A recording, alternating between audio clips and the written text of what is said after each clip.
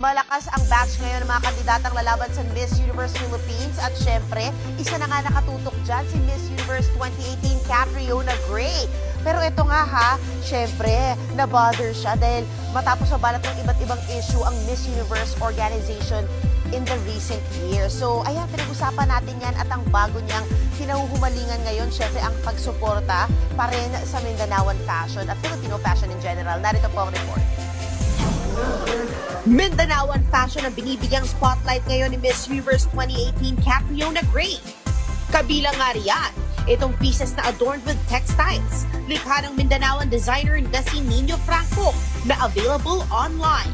To be able to see their work reflected on my collab collection with Nino Franco is very, very special, and it just really allows me to feel very proud that I'm allowing their stories to be seen and heard by other people through my platform. Bukod dyan, always updated si Kat sa mga nangyayari sa pageant world. Nanghinayang nga siya dahil sa mga past issues ng Miss Universe, lalo't alam niya gaano kahirap ang mag-compete.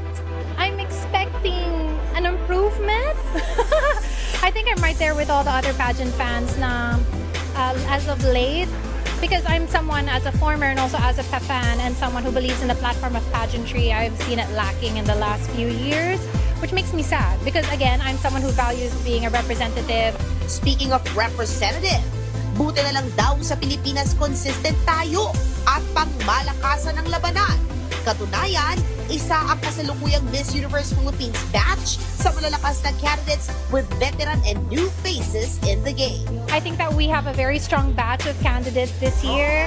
So I feel like whoever is the eventual winners and owners of the crowns, that the Philippines will be in good hands.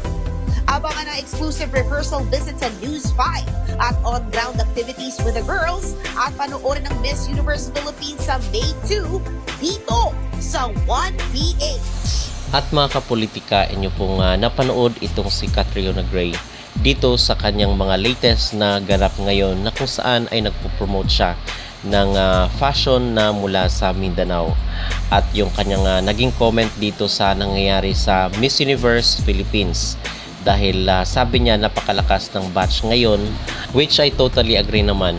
Pero yung ating pag-uusapan mga kapolitika in this video ay yung meron kasing bagong announcement itong Miss Grand International sa kailang page na kung saan ay in-announce sila itong mula sa Mexico na Miss Universe 1991 na si Lupita Jones ay upo bilang panel of judges dito sa MGI All-Stars First Edition for the year 2026.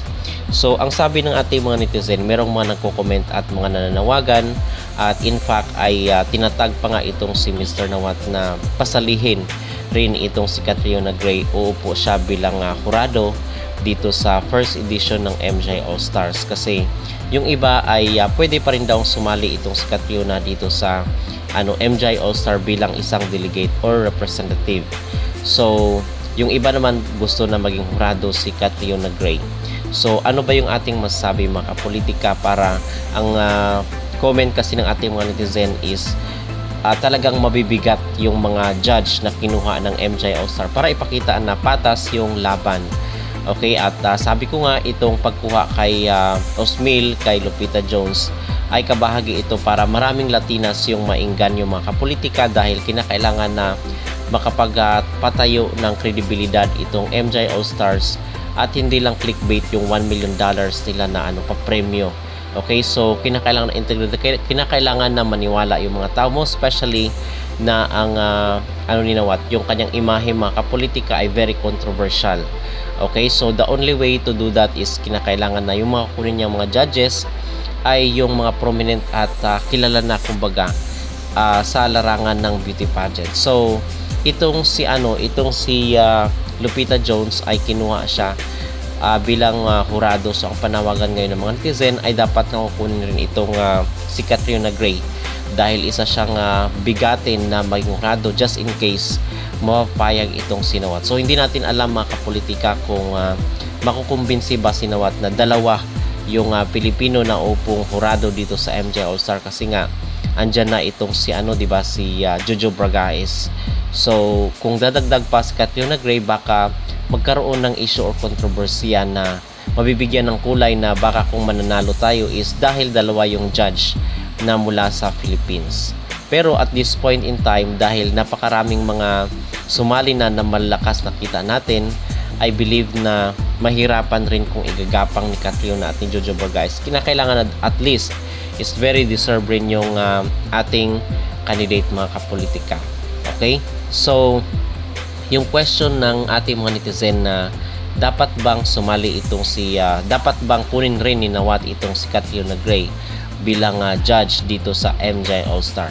So, para sa akin is walang problema doon mga kapolitika kung kukunin itong si Catriona Gray. Botong-boto ako kung kukunin ni Nawat itong si Catriona. At I believe kayang-kaya naman ni Nawat na bayaran ang service fee ni Catriona just in case makumbinsi nga siya na upo itong si Catriona doon sa kanyang first edition ng MJ All-Star. Kasi hindi naman exclusive for MGI winners lang yung or MGI affiliations lang yung mga judge. Pwede rin yung naging kabahagi ng Miss Universe katulad kay Lupita Jones, kay Omar Harfouch. So pwede yon dahil para nga rin makita yung fairness, yung patas na laban dito sa MJ All-Star. So kung kukunin itong si Catriona Gray ay malaking bagay yon para mapasikat at maging kilala pag-usapan ang MJ All-Stars First Edition dahil alam naman natin kung gaano kasikat, most especially si Miss Universe 2018 Catriona Gray. Okay, so hindi ako pabor mga kapolitika na siya ay sasali sa MJ All-Stars bilang representative kasi sabi nila is pwede pa namang sumali itong si Catriona kasi hindi naman yun kabawasan sa kanya kasi in the first place meron na siyang titulo. Pero dito kasi is siguro ang sa atin is bigay na lang sa iba. Okay, give chance to others kumbaga. Dahil si Catriona Gray ay wala nang dapat pang patunayan dahil siya na ang Miss Universe 2018 na talagang masasabi natin isa sa mga pinakasikat na Miss Universe sa kasaysayan. Okay? So yun po ang aking masasabi mga kapolitika dito sa mga nanawagan na si Catriona Gray dapat ay kunin rin ni Nawat bilang judge or maging delegate ng MGI All-Stars. So mga kapolitika, ano po ang inyong masasabi or maging reaksyon dito sa mga nanawagan? Dapat bang kunin rin ni Nawat itong si Catriona Gray bilang judge dito sa first edition ng MGI All-Stars? Mag-comment down below at huwag kalimutang mag-like at mag-subscribe na rin kayo para updated kayo sa ating mga latest issue. Gotcha Bell Sarandra PFP Pot, is that you? I message you on the Rainbow app and online. Please read my message.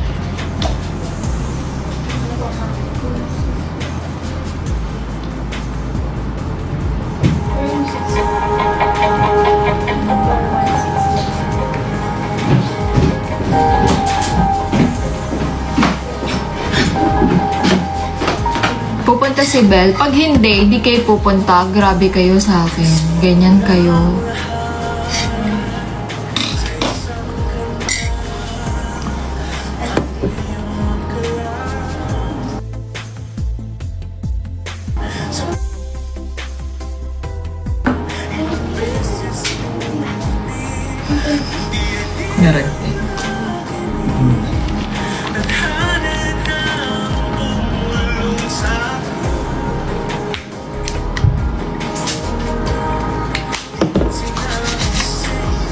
Pag-rin na bigyan ko ni Mami ay.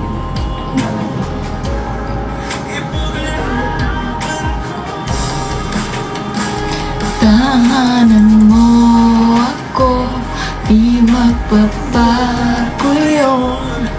Pag ika'y mawawala.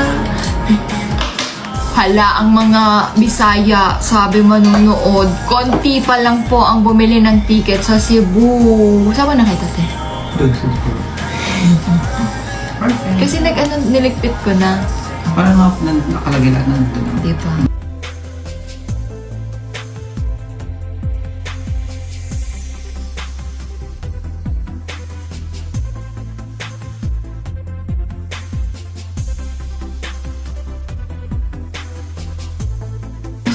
ano niyo mga pang hair ko, ganyan. Tsaka hindi kasi ako yung nagligpit dun, si Alexa. So,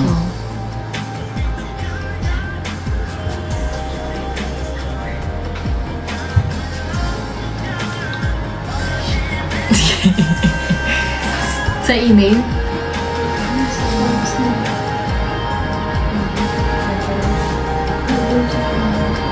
Paano ito double check? Kasi nangyayari kasi iba yung nare-receive ko sa kasi ang dami yung Kay Ralph yun. na? Kay Ralph dapat yun. Hindi, default kasi ko kaya hindi rin naman ko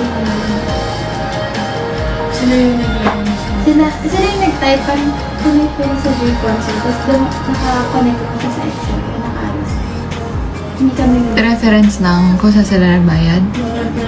Okay, nagkakaproblema kami. Wala talaga kaming mga tao. Ang tumutulong lang po sa akin ay mga pamangkin ko. So, thank you so much sa stickers. Keep on sending. Wow.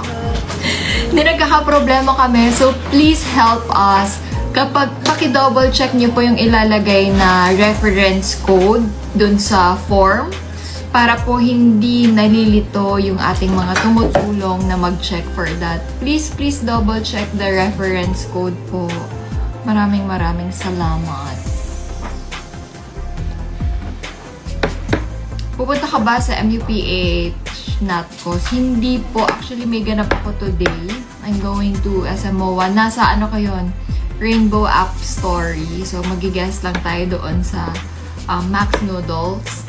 And then, tomorrow, start na tayo ng bench. We're going to host the pre-show together with Kirk Bondad and we're going to walk for.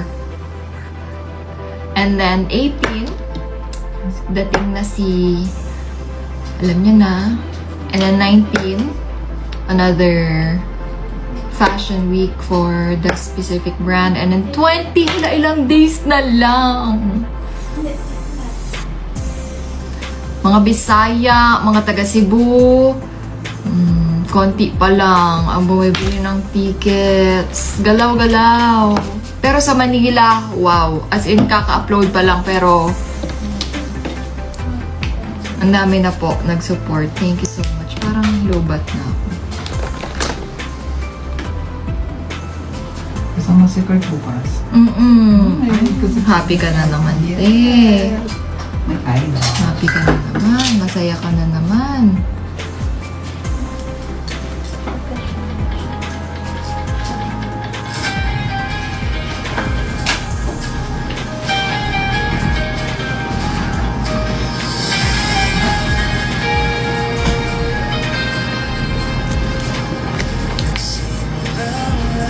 Sino ng mga nakabili dito?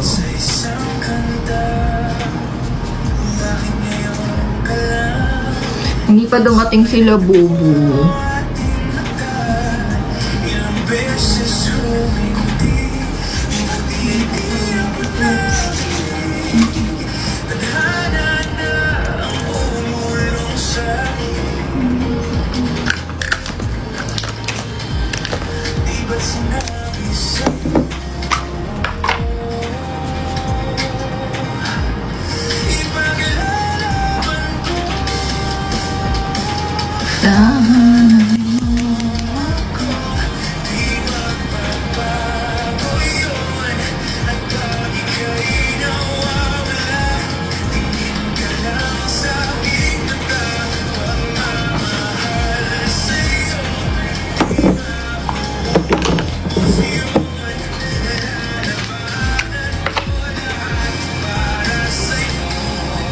Bell watching. Katja Bell Saranat, I message you. Please reply. Very Emma Tiglaw ka rin ah. Hindi nagre-reply ha. Now I know. Ganun pa yung feeling kapag di kayong nire-replyan. Patay na yung buhok mo ma. Huwag kayong maingay. Hindi pa, boy. Kawawa na. Yung dulo actually. Now I know.